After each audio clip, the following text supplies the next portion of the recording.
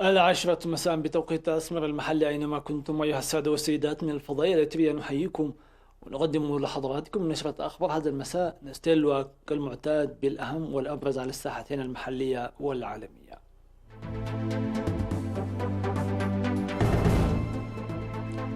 الإثيوبيون في كندا وبلجيكا وهولندا يحتفلون بعيد الاستقلال. مساعدات المحتاجين في أقاليم الجنوب وجنوب البحر الأحمر. صيانة قناة تحويلية في ضاحية بدة.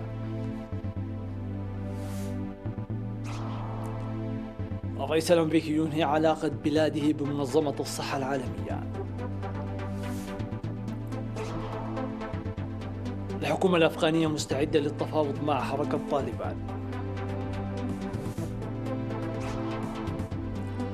وتوسع الاحتجاجات في الولايات المتحدة رغم اتهام شرطي بالقتل غير العمد.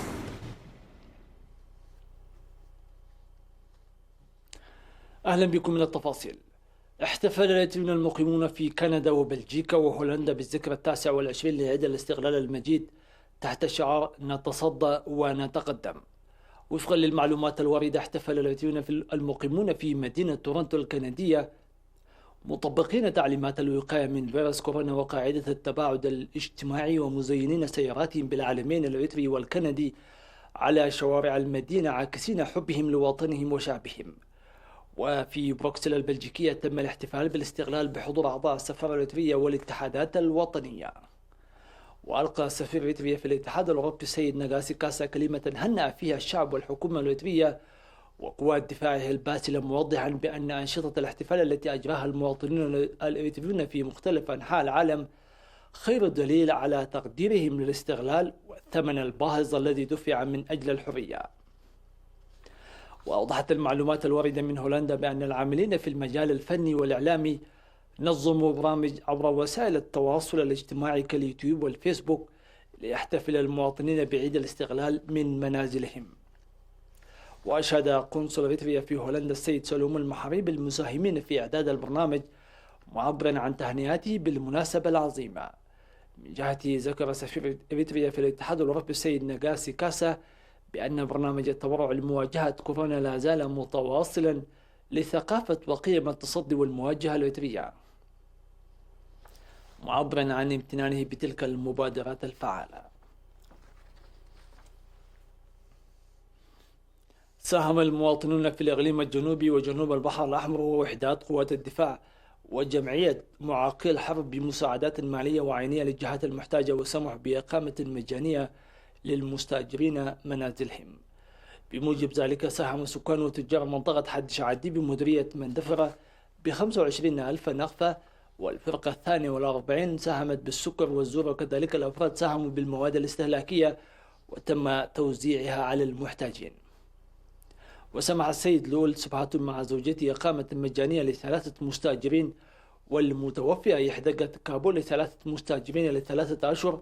كما سمح السيد جمال لقسي ل5 مستأجرين، والسيد قبر ميكائيل زراي لمستأجر، وأسرة المتوفي هفتة عقبة ميكائيل ل4 مستأجرين، والسيد قبر قرقش قبر دنقل في دقم حارة لمستأجرين، والسيد عقبة هيلو لمستأجرين، إضافة إلى أسرة المتوفي قبر يوهنس قبر يوناس لشهرين. كما سمحت أسرة المتوفي قش يوهنس أرآية ل14 مستأجر، ومواطن تحفظ عن ذكر اسمه لشهر، والقديس والقس تولد مدهن مسفن ل3 مستأجر، والسيدة ترحس فقعدوا لمستأجر، والسيد ولد ميكائيل تخلى لمستأجرين، والسيد قبر مدهن دستا ل3 مستأجر لشهر واحد. وفي مديرية ابن حيلي ساهمت الفرقة 53 بالعدس والسكر والزيت ومواد استهلاكية أخرى وزعت للمحتاجين، وأصحاب مؤسسات بلدة ابن حيلي أيضا ساهموا بنفس القدر. في غضون ذلك في مديرية صنعاء ساهمت جمعية معاقي الحرب بتقديم دعم مالي وزرع ل24 من أعضائها، وساهم مواطن تحفظ عن ذكر اسمه في منطقة لحايو ب40 كنتال من الذرة و48 كنتال ذرة، ودعم مالي قدمه سكان منطقتي كولت وقرعانة مواد استهلاكية استخرجها الشباب الطوعيين من المحسنين. ودعم مالي و16 كنتال ذرة استخرجه سكان ضحية جولو وزعت للجهات المحتاجة. من جهة أخرى سمحت أسرة المتوفي هلقا فتوي قبرمتهن في مدينة سنعفة بإقامة مجانية ل3 أسر لشهرين، والسيدة أبابا محاري لأسرة ل7 أشهر، وأسرة المتوفي قبرمتهن بالسرات لأسرتين حتى زوال كورونا من البلاد. وأفاد مراسل وكالة الأنباء الإثرية بأن جمعية معاقل حرب بعصب قدمت 40,020 من أعضائها المحتاجين.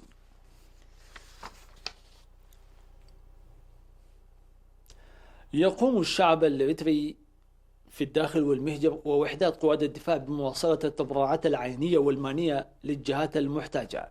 لمزيد من التفاصيل في سياق التقرير التالي والزميل آمير عثمان. أفادت تقارير فرقة المهام العليا بوزارة الصحة تواصل التبرعات الشعبية لتصدي ومواجهة فيروس كورونا المستجد. ووفق التقرير ساهم تجار مدينة تسني ب273,850 نقفة، ومكتب عمال إدارة منصورة ب27,079 نقفة، وضاحية أوغارو ب14,000 نقفة، وضاحية قولة ب6,000 نقفة، ودحية تنشائي ب5,390 نقفة، وكنيسة قدوس قرقيش تنشائي ب1000 نقفة، وضحية فانكو ب20,000 نقفة، وضحية عدب زاقا ب11,000 نقفة، ودنبا قعوف ب5,000 نقفة، وعد عناقودو ب3,000 نقفة. كما ساهمت منطقة عدي كوبولو ب10,000 نقفة، وضحية ترى أمني ب11,000 نقفة، وكساد دعرو ب14,000 نقفة، وعدي بزحنس ب12,000 نقفة، وطالة ب2,500 نقفة، وقزا لمزة ب5,000 نقفة، وعدي لوغو ب3,000 نقفة، وإلابة ب3,000 نقفة، وأصحاب البساتين في إلابة ب10,000 نقفة، وعد نهباي ب1,187 نقفة، وعد قبراي ب5,000 نقفة، وأصحاب مؤسسات زاول 2,000 نقفة، وأصحاب مؤسسات دباروا ب1,900 نقفة.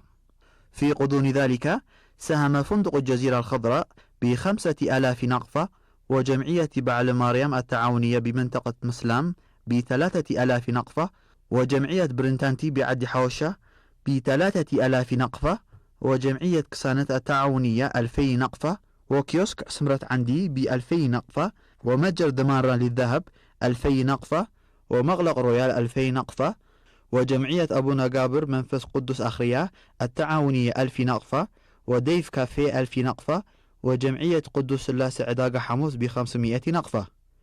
كما ساهمت ضاحية قولة بمديرية منصورة ب30 من المعز و5 كمثال ذرة، وضاحية دنبا قعوف ب10 معز لذات الغرض. تجري صيانة قناة تحويلية في ضاحية بدة عبر أنشطة نفير شعبية. وأشار مدير ضاحية بدة السيد إدريس عثمان إلى أن خراب القناة أثر على المزارع والمزارعين سلبا، واتخذوا الخطوة لصيانتها قبل دخول الخريف. من جهتهم قال المشاركون في النفير أنه رغم إنجاز أعمال المهمة حسب مقدراتهم، إلا أن الخراب في مزارعهم أصبح فوق طاقتهم ويتطلب دعم آلي. وتوضح مستندات المديرية بوجود 1900 هكتار من الأراضي الزراعية.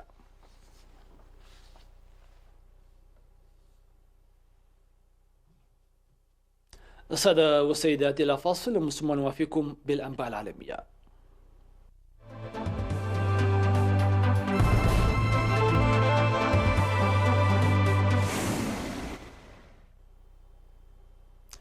أعلن الرئيس الأمريكي دونالد ترامب إنهاء علاقة بلاده مع منظمة الصحة العالمية التي يتهمها منذ بدء انتشار فيروس كورونا بالانحياز إلى الصين.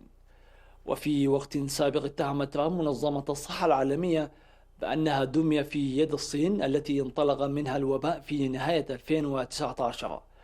وردت بكين باتهام ترامب الذي تسجل بلاده أعلى حصيلة وفيات بكوفيد-19 في العالم بالسعي إلى التنصل من الالتزامات حيال المنظمة. ويأتي هذا القرار في وقت تشهد فيه القارة الأمريكية تفشيا سريعا لفيروس كورونا، مع تسجيل أكثر من 100,000 وفاة مع تسجيل أكثر من 1000 وفاة في 24 ساعة في كل من الولايات المتحدة والبرازيل وتجاوزت الولايات المتحدة عدد 100,000 وفاة لتبقى الدولة الأكثر تضررا في العالم جراء الوباء من حيث الإصابات الذي بلغ أكثر من 1.8 مليون إصابة، والوفيات أكثر من 105,000.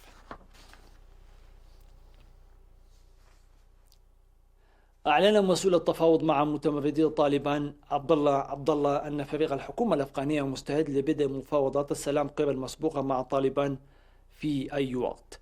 وقال عبد الله في مؤتمر صحفي أن إعلان طالبان وقفا لإطلاق النار وخفض العنف وتبادل السجناء مهدت الأرضية لبداية جديدة للحوار الهادف إلى تحديد مستقبل أفغانستان. لكن عبد الله الذي يترأس مجلسا مكلفا للتفاوض شكلته كابول أوضح أنه ينبغي الاتفاق على وقف جديد لإطلاق النار خلال المفاوضات، ولم تمدد طالبان وقفا للنار استمر 3 أيام خلال عيد الفطر، واستأنفت منذ ذلك هجماتها الدامية على القوات الأفغانية ولكن بدرجة أقل. وردت كابول على إعلان المتمردين الهدنة عبر الإفراج عن 900 من سجناء طالبان، واشترطت طالبان مبادلة 5,000 سجين من المتمردين ب1000 عنصر من القوات الأفغانية قبل البدء بحوار مع الحكومة.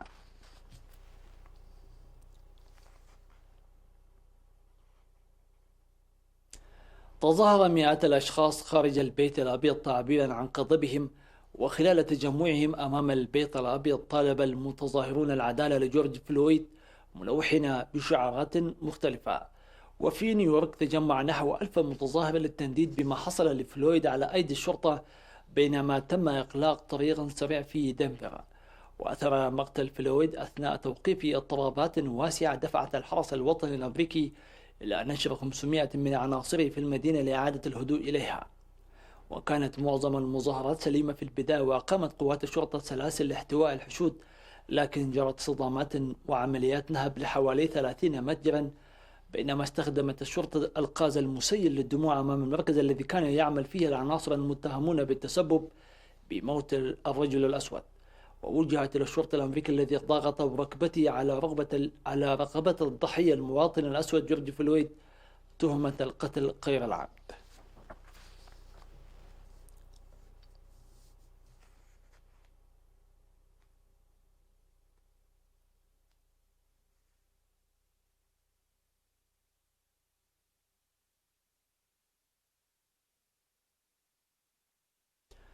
وختاما في هذه النشرة، أعلنت الصين عن نجاحها بإطلاق قمرين صناعيين للتجارب التكنولوجية للفضاء من مركز شيتشيانغ لإطلاق الأقمار الصناعية بمقاطعة سيتشوان جنوب غربي البلاد. وقال مركز الإطلاق في بيان له أنه سيتم استخدام قمري التجارب التكنولوجية الصناعيين الجديدين الذين تم إطلاقهما بواسطة صاروخ حامل من طراز لونج مارش 11 بشكل أساسي في التجارب التكنولوجية الجديدة لمراقبة الأرض. وأضاف أن مثلث عملية الإطلاق المهم هو 332 لسلسلة صواريخ لونج مارش.